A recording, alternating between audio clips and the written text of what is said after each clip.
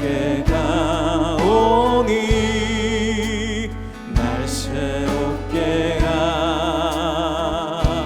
하시고 주의 은혜를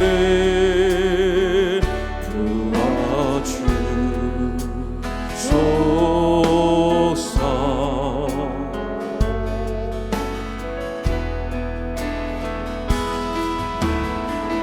내 안에 발견한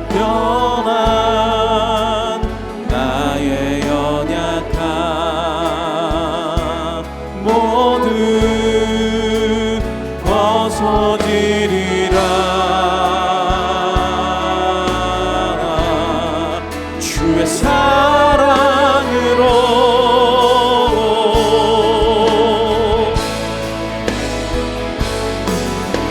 주 사랑 나를 붙드시 이곳 주 곁에 날 이끄소서.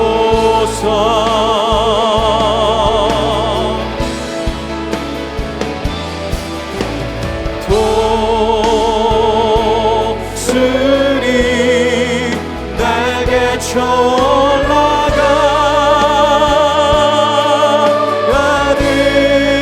나 주님과 함께 일어나 걸으리. 주의 사랑 안에.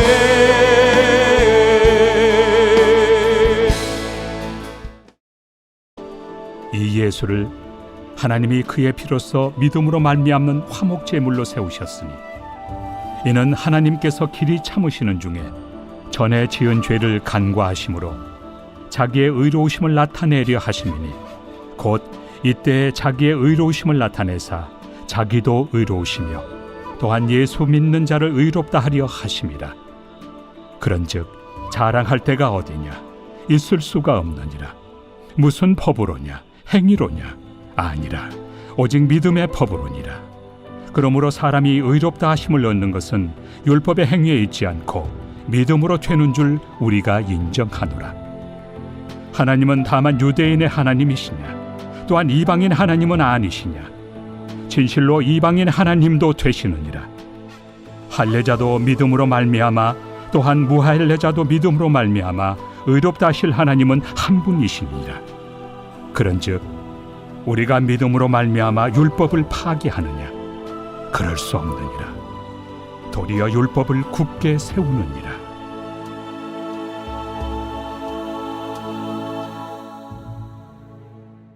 복음 수업과 함께하는 감사 33일 중 오늘은 9일차입니다.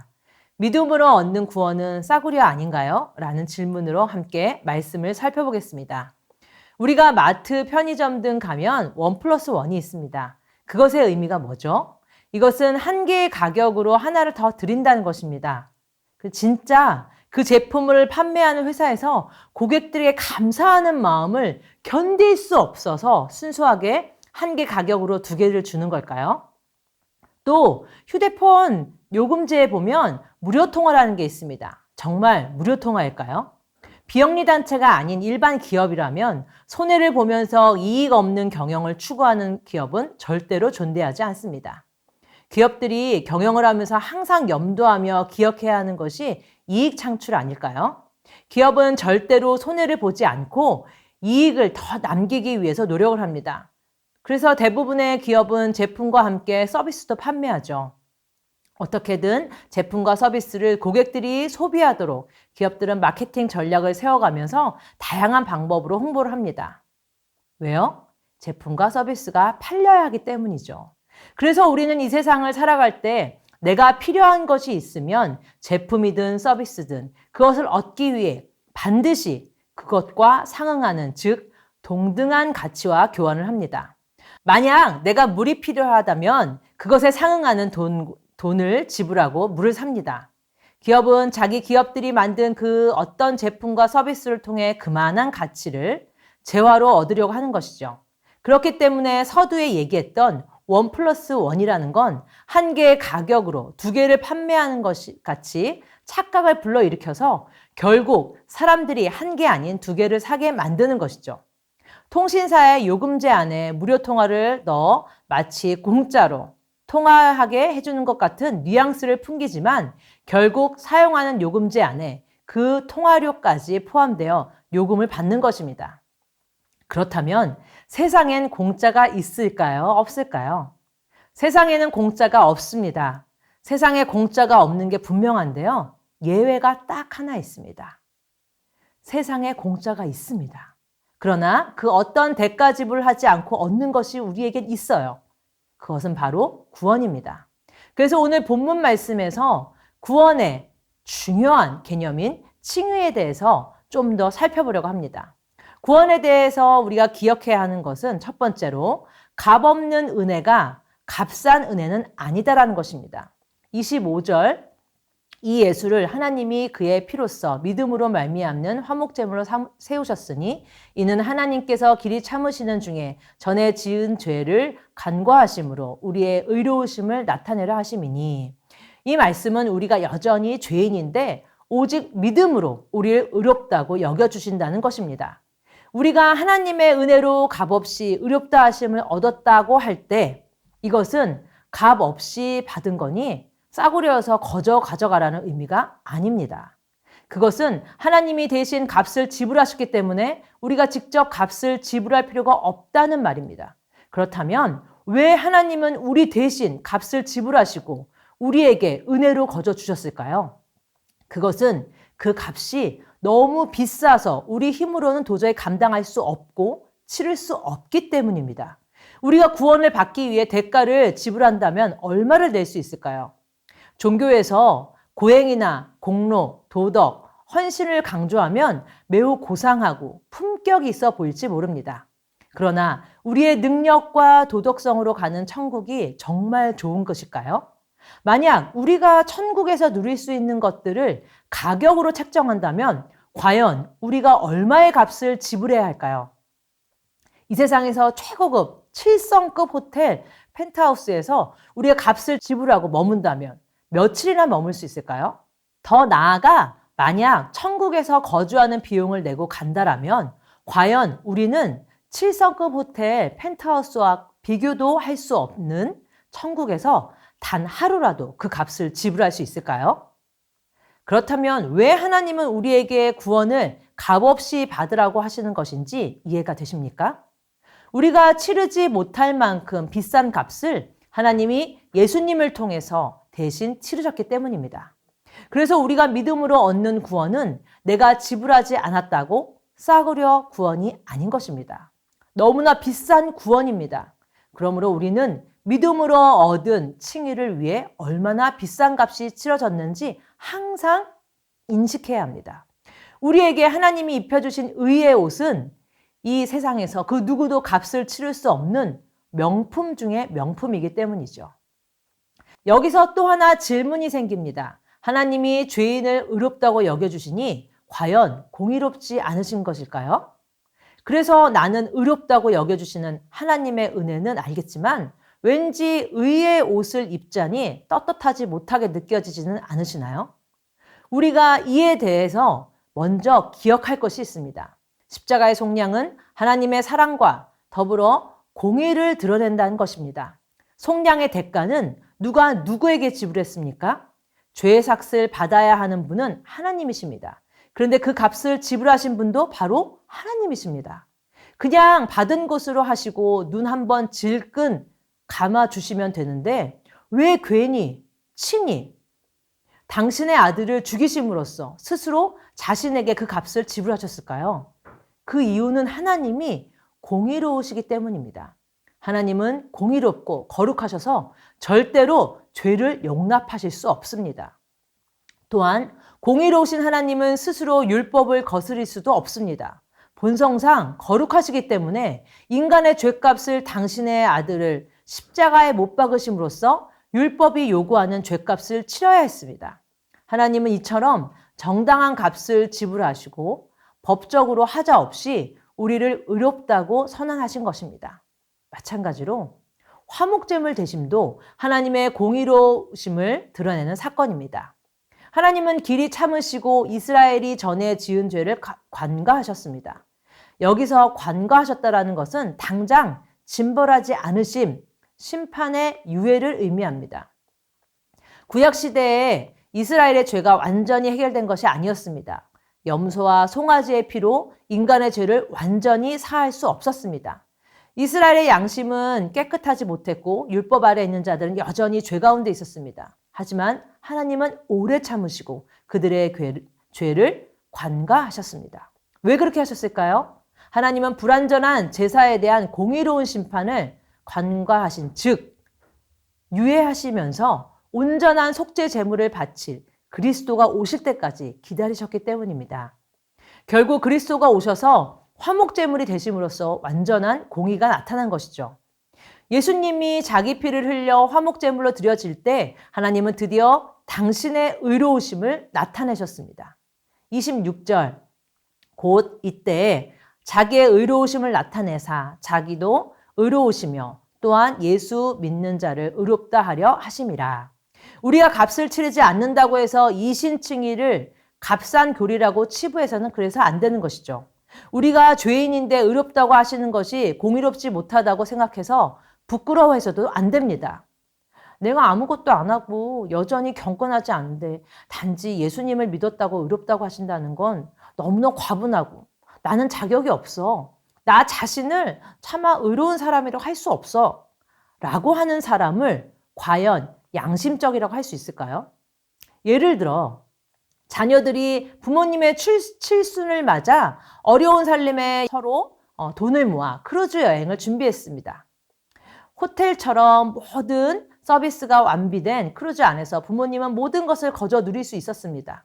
왜냐하면 자녀들이 이미 돈을 다 지불했기 때문이죠. 그런데 부모님이 거저 먹기가 미안하다고 그 비싼 크루즈 안에서 굶거나 나름 밥값을 해야 한다고 식당에서 설거지를 하고 구석구석 청소하고 종로로 탄다면 이러한 행위가 양심적이라고 생각하십니까? 그것은 자녀들의 감사와 호의 그리고 희생을 다 헛되게 하는 일인 것이죠. 이처럼 우리도 은혜를 누리지 못한다면 하나님의 대가를 헛되이 만드는 셈이라는 것입니다. 하나님이 우리를 사랑하셔서 엄청난 값을 지불하시고 너는 의롭다. 아무도 너를 정죄할 수 없어. 너는 하나님의 자녀다. 라고 선언하시니 우리는 그저 믿음으로 받아 감사히 누리면 되는 것입니다. 믿음이야말로 하나님이 이루신 역사를 찬양하며 그분께 영광을 올려드리는 반응입니다. 혹 마귀가 정죄하는 속삭임에 넘어가지 마시기 바랍니다. 믿음으로 당당히 나는 의인이야. 나는 거룩해. 나는 저주에서 해방된 축복의 사람이야. 라고 선언하시기 바랍니다. 구원에 대해 기억해야 하는 것은 두 번째로 행위가 아닌 오직 믿음으로 구원받았다는 것입니다. 바울은 믿음을 반복적으로 말하면서 우리가 얻는 구원이 믿음으로써 된 것임을 강조합니다. 바울은 오직 믿음이 인간의 구원을 위한 유일한 수단임을 강하게 강조하며 이 믿음은 율법의 행위와 대조하고 언급합니다. 그래서 차별이 없다라고 말합니다. 그러나 누구나 다 믿음으로 의롭다함을 얻는 것입니다. 믿음이 유대인과 이방인을 하나의 언약 공동체로 묶어주는 끈입니다. 그래서 바울이 말하는 복음은 오직 믿음의 복음인 것입니다. 이처럼 의롭다 여겨주시는 은혜는 믿음으로 얻기에 자랑할 데가 없습니다. 그런즉 자랑할 데가 어디냐 있을 수가 없느니라. 마치 자신의 어떠함을 구원을 얻은 양 자랑할 수 없다는 말이죠. 자신의 행위를 자랑하는 여부야말로 그가 믿음의 사람인지 종교적인 사람인지를 분별하는 시금석이 되는 것입니다. 팀 켈러는 그리스도인과 종교적인 사람들의 가장 큰 차이는 죄가 아니라 착한 행위에 대한 태도에 있다고 했습니다. 종교인은 자신의 경건을 은근슬쩍 드러내며 자랑합니다. 그것이 자기 의가 되는 것입니다. 그러나 그리스도인은 잘못된 동기에서 비롯된 착한 행실조차 회개하고 모든 열매가 은혜로 맺혀진 것임을 알고 감사합니다. 또 사람들에게 이야기할 때조차 내가 자신을 드러내지 않는지 돌아봅니다. 하지만 종교적인 사람은 내가 11조를 얼마 하고 언제 금식하고 어떻게 구제하고 계속 자랑합니다. 이처럼 죄가 아니라 선을 자랑하는 행위가 오히려 믿음의 걸림돌이 된다는 것입니다. 구원에 대해 기억해야 할 것은 세 번째로 칭의는 성화의 시작이라는 것입니다. 양복을 입으면 점잖던 회사원이 어느 날 예비 군복을 입으면 행동이 달라집니다. 아무데나 앉고 침을 뱉고 담배를 물고 다닙니다. 반면 육군 사관생도가 제복을 입으면 그 옷이 의미 있는 바대로 품격에 맞는 행동을 하게 됩니다.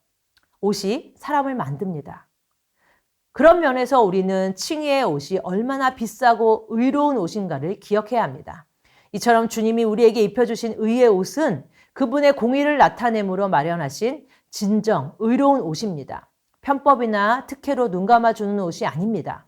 우리는 진정 의로운 제복을 입은 사람들입니다. 우리가 어찌 이처럼 고귀한 옷을 입고 함부로 행동하겠습니까? 복음은 먼저 우리를 인정해 줌으로써 우리를 변화시킵니다. 나를 인정하고 존중해주는 사람은 나도 그들의 그 말을 존중하게 되듯이 나를 정죄하고 비난하는 사람은 그가 하는 옳은 말도 삐딱하게 듣게 됩니다. 나를 사랑하고 인정하는 사람이 나에게 정직과 의로움을 말한다면 나는 그 사람이 말하는 정직에 공감하고 경의와 감탄을 표하며 그를 본받고 싶어하고 정직할 용기를 얻게 됩니다. 하지만 나를 비난하고 정죄하는 사람이 내 앞에서 정직과 의로움을 말하면 그것이 나를 정죄하는 소리처럼 아프게 들립니다. 자꾸 부담을 느끼고 두려움이 생기는 것입니다. 전에는 율법이 다 나를 정죄하는 소리로 들렸습니다. 그러나 이제는 죄값을 치러주신 그리스도의 공로를 힘입어 의롭다함을 받았기 때문에 율법의 도덕성과 아름다움에 찬사를 보내게 됩니다. 존 칼빈은 의롭다함을 받은 자에게 율법은 정죄가 아니라 사랑의 지침이 된다고 말합니다. 율법이 나를 사랑하시는 아버지의 말씀, 사랑하는 우리 주님의 성품이기 때문에 꿀송이처럼 달게 다가오는 것입니다. 그 법의 원천 되시는 하나님이 얼마나 아름다우신지 우리 주님의 아름다운 성품을 발견하고 담고 싶어지는 것이죠. 그래서 31절에 이신칭의는 율법을 굳게 세운다라고 말하는 것입니다. 구원에 대해 기억해야 할 것은 바로 네 번째, 그리스도와의 연합 없이는 칭의는 없다라는 것입니다. 존 칼빈은 구원의 모든 은혜, 즉 중생, 믿음, 칭의, 성화, 양자됨 등은 모두 그리스도와의 연합 안에서 오는 것이라고 봤습니다. 그리스도와 연합한 자에게 성령이 역사하셔서 중생을 일으키고 그 결과로 믿음이 생겨 칭의를 얻게 된다는 것입니다. 즉, 칭의의 믿음은 단순한 지적 동의가 아니라 그리스도와 함께 죽고 부활한 존재론적 변화의 연합을 의미합니다. 칼빈은 그리스도의 의가 우리에게 전가되려면 먼저 그리스도와 연합되어야 한다고 말했습니다. 예수님만 믿으면 무슨 짓을 해도 구원받아. 죽기 전에 회개만 하면 되지? 라고 가르치는 사람은 이신칭의를 왜곡시킨 사람입니다. 죄를 좋아하며 전혀 죄에 대한 갈등도 없이 살아가면서 스스로 구원받았다고 주장합니다. 죄를 좋아하며 전혀 죄에 대한 갈등도 없이 살아가면서 스스로 구원받았다고 주장한다면 그 믿음이 진짜인지 의심해봐야 합니다. 믿음으로 의롭다함을 받은 사람이라면 이미 중생한 사람입니다. 그는 점점 율법의 정신을 사랑하게 되고 성령 안에서 그 요구를 기쁨으로 이루어가며 예수님을 닮는 삶을 살아갈 수밖에 없습니다. 물론 완전하지는 않아도 자라가는 사람이죠. 그러므로 로마서에서 이신칭의는 바로 이러한 위치 속에서 존재한다는 사실을 기억해야 합니다. 이처럼 칭의가 무엇인지 정확하게 그 의미를 알지 못하면 은혜는 목적과 방향을 잃게 됩니다. 진정한 은혜는 그 안에 복음의 모든 DNA를 담고 있으며 우리를 변화시켜 주신다는 것을 꼭 기억하시는 저와 사랑하는 우리 성도님들 되시기를 바랍니다. 말씀을 기억하면서 기도 제목을 읽고 기도하겠습니다. 우리가 치를 수 없는 비싼 값을 예수 그리스도를 통해 대신 지불하시고 값싼 행위가 아닌 오직 믿음으로 구원을 허락하신 하나님의 크신 사랑과 공의에 감사하게 하소서. 아멘. 이신칭의가 편법이나 특혜가 아닌 그리스도의 피로 마련된 가장 고귀하고 의로운 선물임을 믿고 나의 어떠한 공로도 자랑할 수 없는 은혜를 감사히 누리게 하소서. 아멘. 우리에게 의롭다 칭함을 먼저 입혀주심으로써 우리가 기쁨으로 주님의 거룩한 성품을 닮아가는 삶을 살게 하시며 우리를 그리스도와 연합으로 이끄시어 당신의 자녀답게 율법을 사랑하며 살 용기와 능력을 허락하여 주소서. 아멘. 이어서 행복축제를 위해 기도하겠습니다. 저사랑의 교회 모든 성도들이 한 영혼에 대한 긍휼한 마음을 주셔서 VIP를 품고 기도하게 하시고 성령님 VIP의 마음을 만져주셔서 행복축제에 꼭 참여하여 예수 믿고 구원받게 하소서. 아멘. 행복축제를 준비하는 모든 과정에 하나님이 세밀하게 간섭하셔서 어떠한 갈등이나 어려움 없이 잘 준비되게 하시며 하나님이 기뻐하시는 행복축제가 되게 하소서. 아멘. 게스트 조혜련 집사님의 간증과 박은조 목사님과 강은도 목사님이 전하시는 복음의 메시지를 통해 VIP들에게 복음이 들어가며 은혜 받게 하소서. 아멘.